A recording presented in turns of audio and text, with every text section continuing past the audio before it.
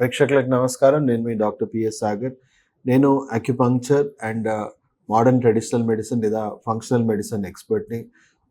గత 20 సంవత్సరాలుగా నేను second life rehabilitation hospital Banjara Hills road number 2లో ప్రాక్టీస్ చేస్తున్నాను. ఈరోజు మీకు అవగాహన కలిగించబోయే టాపిక్ వచ్చేసి సీకేడీ అండి. అంటే chronic kidney disease, chronic kidney failure అనుకోవచ్చు. సో ఈ కిడ్నీ ప్రాబ్లమ్ ఎందుకొస్తుంది? దాని కారణాలేంటి? దాని నివారణ చర్యలేంటి?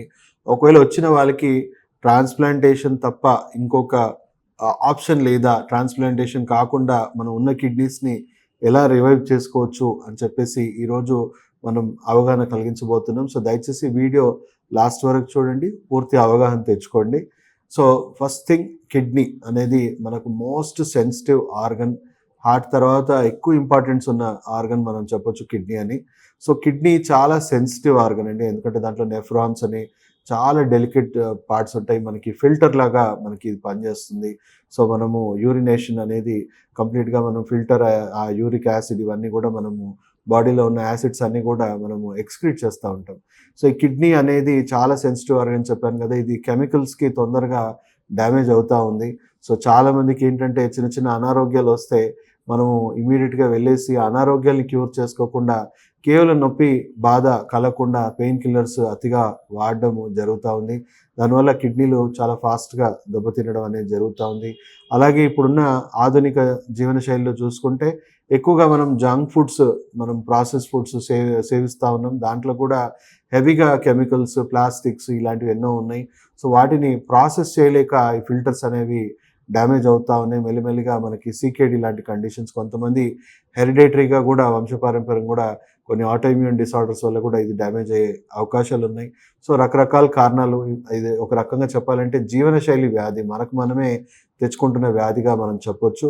సో ఈ సీకేడీ వచ్చి మనకేమవుతుంది, క్రియేటినైన్ లెవెల్స్ అనేది విపరీతంగా పెరిగిపోతూ ఉంది. అండ్ డాక్టర్స్ ఒక లిమిట్ దాటాక క్రియేటినైన్ లెవెల్స్ పెరిగాక మనకి కంప్లీట్‌గా వాటర్ రెస్ట్రిక్షన్ చేయడం జరుగుతుంది. ఫుడ్ రెస్ట్రిక్షన్ చేయడం జరుగుతుంది. అండ్ కంటిన్యూగా కిడ్నీ ఇన్ఎఫిషియంట్ అయిపోతాయి కాబట్టి ఫిల్టరేషన్ ప్రాసెస్‌లో హెవీగా టాక్సిసిటీ పెరిగిపోయి బాడీ అంతా నల్లబడిపోవడము, మనం వెయిట్ లాస్ అయిపోవడం, ప్రోటీన్స్ లాస్ అయిపోవడం, విపరీతంగా మనిషి డ్యామేజ్ అవుతూ ఉంటాడు.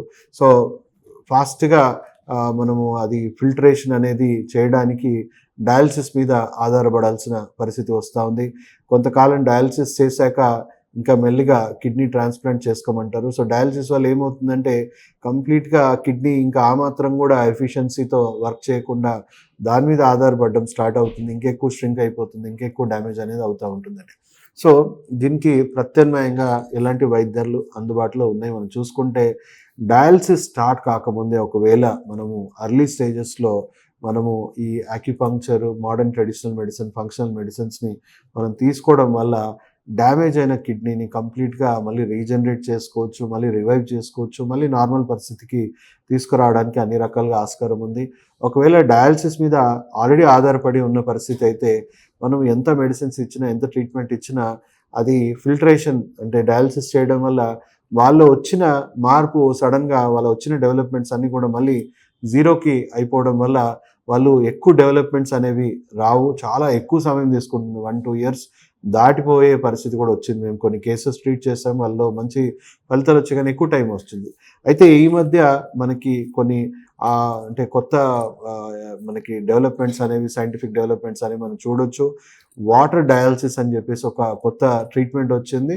డాక్టర్ విశ్వరూప్ రాయ్ చౌదరి అని నార్త్ ఇండియాలో చాలా ఫేమస్ డాక్టర్. ఆయన PhD in chronic kidney disease Sridhar university నుంచి.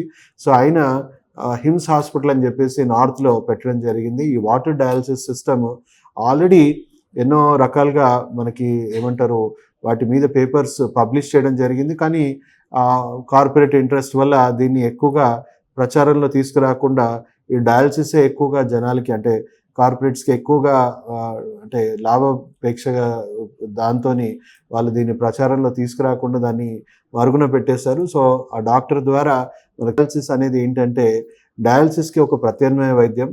అండ్ డయాలిసిస్ చేయాల్సిన అవసరం లేకుండానే వాటర్ డయాలిసిస్ ద్వారా చేయొచ్చు. అంటే ఏం చేస్తామనంటే ఒక టబ్‌లో 40 డిగ్రీస్ కాన్స్టెంట్ టెంపరేచర్ పెట్టి ఒక 40 మినిట్స్ టు 1 అవర్ పేషెంట్‌ని దాంట్లో ఇమ్మర్స్ చేసేసి అలాగే బాడీని ఉంటే అది స్కిన్ పోర్స్ అన్నీ కూడా బాగా ఓపెన్ అయిపోయి మనకి న్యాచురల్గా స్కిన్ నుంచే ఆ ఉన్న టాక్సిన్స్ క్రియేటినైన్ అనేది బయటికి రిలీజ్ అయిపోవడం వల్ల కిడ్నీ మీద ఎలాంటి భారం అనేది లేకుండా కిడ్నీ అనేది కంప్లీట్గా రెస్ట్లో ఉంటుంది, ఎక్కువ రివైవ్ చేసుకుంటూ ఉంటుంది. సో ఈ ట్రీట్మెంట్ ద్వారా కొన్ని వేల మంది డాక్టర్ విశ్వరూప్ రాయ్ చౌదరి పేషెంట్స్ చాలామంది రివైవ్ అవుతా ఉన్నారు. ఆయన నా ఆప్తమిత్రుడు, అదే శ్రీధర్ యూనివర్సిటీలో నేను కూడా వన్ ఆఫ్ ద విజిటింగ్ ప్రొఫెసర్గా ఉన్నాను. ఆయన స్టూడెంట్స్కి నేను టీచ్ చేస్తూ ఉంటాను. సో మీరు ఆ ట్రీట్మెంట్ అండ్ మన హెర్బల్ మెడిసిన్స్ కాంబినేషన్లో మనం డ్యామేజ్ అయిన కిడ్నీని కంప్లీట్గా రివైవ్ చేసే అవకాశాలు ఎక్కువ ఉన్నాయి. సో కొంతవరకు ఇప్పటివరకు పేషెంట్స్ కొంతమంది మీద ఆ ట్రయల్స్ చేయడం జరిగింది. సో ఓన్లీ వాటర్ డయాలసిస్తోనే చాలామందికి రిజల్ట్ వచ్చేసాయి. కొంతమందికి మన మెడిసిన్స్ కంబైన్ చేశాక అద్భుతమైన ఫలితాలు వచ్చాయి. సో దయచేసి చాలామంది ఎందుకంటే ట్రాన్స్ప్లాంటేషన్ అనేది ఓకే లాస్ట్ స్టెప్గా మనం దాన్ని పెట్టుకుందాం. ఎందుకంటే బాడీలో ఆటోఇమ్యూన్ డిసార్డర్స్ రావడం వల్ల దాన్ని ఒక ఫారెన్ బాడీగా ట్రీట్ చేసి చాలామంది కిడ్నీ ట్రాన్స్ప్లాంట్ అయ్యాక వాళ్ళు హెవీ స్టెరాయిడ్స్ వాడాల్సిన పరిస్థితి వస్తుంది. దానివల్ల వాళ్ళకి ఇంకా చాలా సైడ్ ఎఫెక్ట్స్ వస్తూ ఉన్నాయి. అండ్ ఆటోఇమ్యూనిటీ ట్రిగర్ అయ్యి కిడ్నీని డ్యామేజ్ చేసి వాళ్ళు చనిపోవడం అనేది జరుగుతూ ఉంటుంది. చాలా తక్కువ లైఫ్ స్పాన్ వల్ల ఉంటుంది. సో ఒకవేళ ఉన్న కిడ్నీసే మనం రివైవ్ చేసుకోగలిగితే మనం ఒక రకంగా వాళ్ళకి మళ్ళీ సెకండ్ లైఫ్ అనేది వచ్చినట్టు జరుగుతుంది. కాబట్టి సో ఒక మంచి ప్రయత్నంగా మనం బిఫోర్ సర్జరీ, ఎప్పుడైనా సర్జరీ లాస్ట్ ఆప్షన్ కదండి. సో ట్రాన్స్ప్లాంటేషన్ అనేది లాస్ట్ ఆప్షన్గా పెట్టుకొని, ఒకవేళ ఇన్ కేస్ మీరు డయాలసిస్ లేదనుకోండి, కంప్లీట్గా మన వైద్యంతోనే రికవర్ చేసుకోవచ్చు. ఒకవేళ డయాలసిస్ స్టేజ్ ఉంటే మనము ఆ వాటర్ డయాలసిస్ అండ్ మన కాంబినేషన్ ట్రీట్మెంట్లో చేయాలి. ఒకవేళ లాస్ట్ స్టేజ్లో ఉన్నారు, ఇంకేం చేసే పరిస్థితి లేదంటే ట్రాన్స్ప్లాంటేషన్ పోవడం తప్ప ఇంకా ఆప్షన్ ఉండదండి. సో దయచేసి వీడియో ప్రతి ఒక్కరికి షేర్ చేయండి. చాలామంది కిడ్నీ డిసీజ్తో బాధపడుతూ ఉన్నారు. సో వాళ్ళందరికీ ఇంత మంచి ప్రత్యామ్నాయ వైద్యం కూడా అందుబాటులో ఉందని అవేర్నెస్ తీసుకురండి, చాలామందికి తెలిసేలాగా చేయండి. దయచేసి వీడియో ప్రతి ఒక్కరికి షేర్ చేయాల్సిందిగా మనవి. సెలవు తీసుకుంటూ మీ డాక్టర్ సాగర్.